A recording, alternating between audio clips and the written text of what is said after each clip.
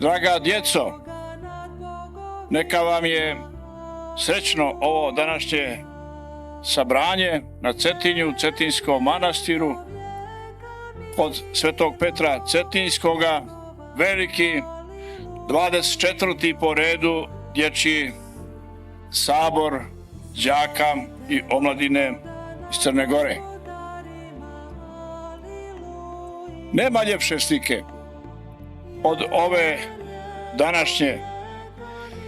To je velika radost za naše oči da vidimo ovu djecu i njihove vjeroučitelje i sveštenike danas sabrane ovdje oko ćivota Svetog Petra Cetinskog.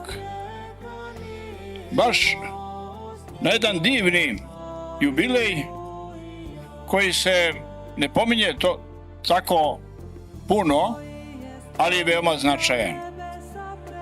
I njega ću prvoga danas da pomenem. A to je 200 godina od polaska Njegoša u školu.